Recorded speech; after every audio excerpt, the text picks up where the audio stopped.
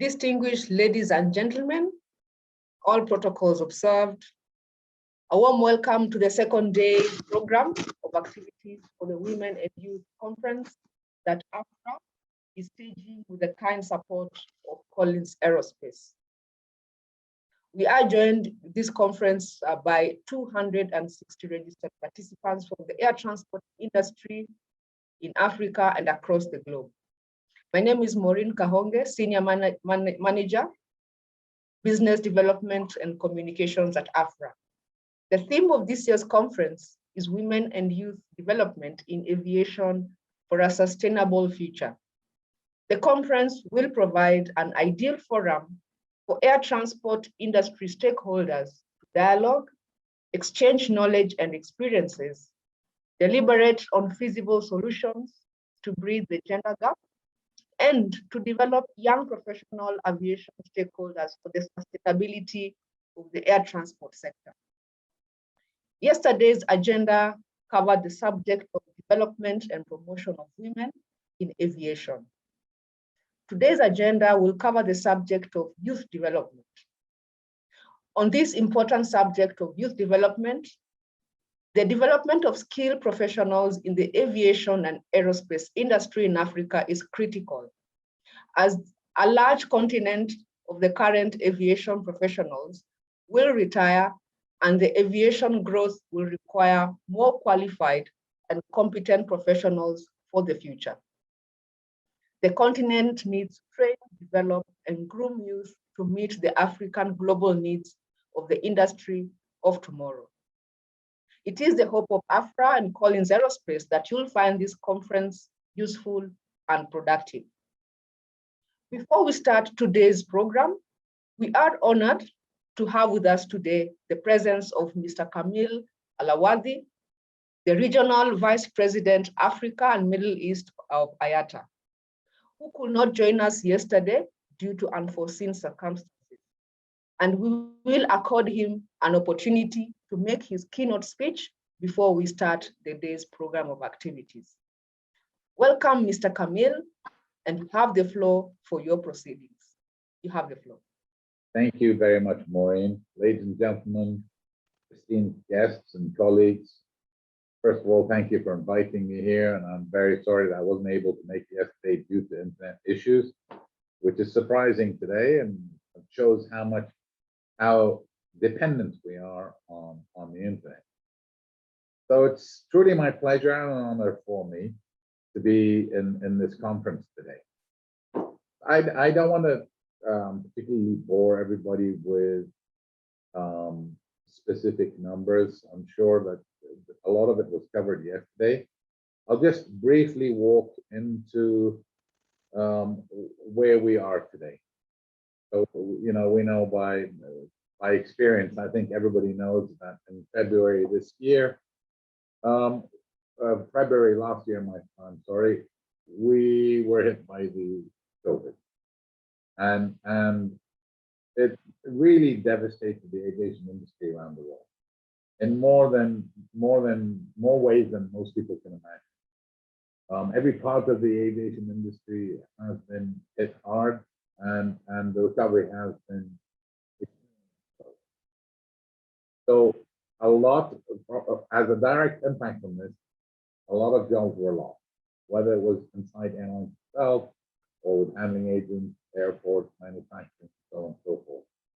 Unfortunately, if we look at the African continent as a whole, the aviation industry was quite weak prior to Corona. And of course, Corona did not help whatsoever. And it has caused even further impact on the human capital.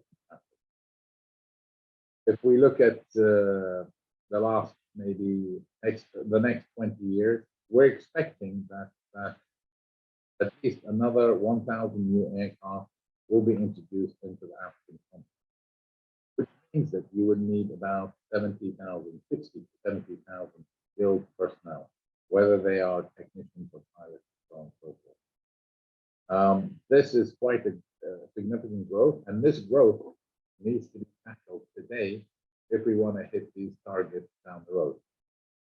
And that this is important fact that we have to focus on in our new generation and the graduates, so on and so forth.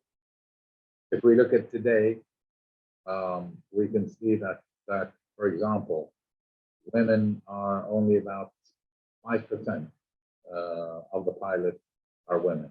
Only 3% are CEOs of airlines. That's a low number.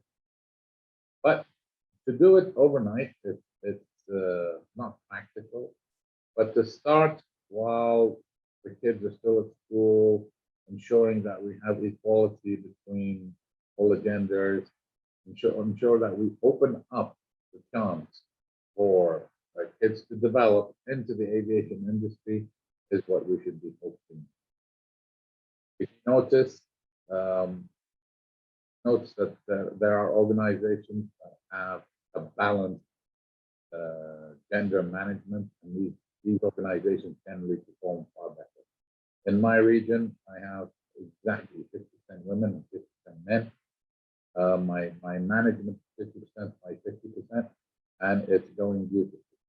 In my region also, we have a number of programs where we have people in universities coming to the office daily to go under some sort of training, practical, on-job training program. We try to balance them out, so we try to always have an equal amount of genders doing the 3 months with us, and that's our participation in the aviation industry. We are trying to attract people into the industry while they are still in college or university. I hope today I'll be following the sessions today closely. I hope that we can hash out some sort of program where we can qualify and attract both genders into the aviation. Thank you very much for your time, and I look forward to the rest of the day. Thank you very much, Mr. Kamil, for your keynote address speech. Indeed, we need to put in place actions to make aviation more attractive and support training and capacity building for both genders, and develop the future youth for Africa's future needs. And we will now start our conference proceedings for the day. I will have a brief announcement on what is lined up today. After this opening ceremony, we will start with the session presentations.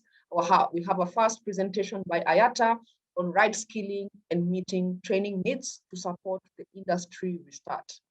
This will be followed by a presentation by AFRAA on the initiatives to blossom the next generation aviation professionals and develop future trainers all over Africa.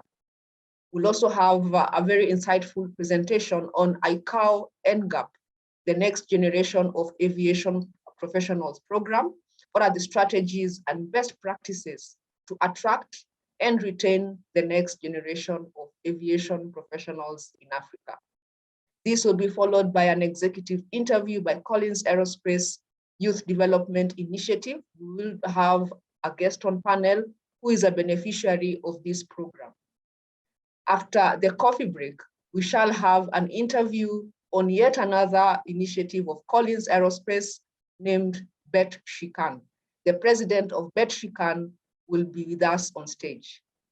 We shall have the panel discussion of the day lined up on the theme, what are the measures to facilitate affordable training and development of skilled young aviation professionals in Africa?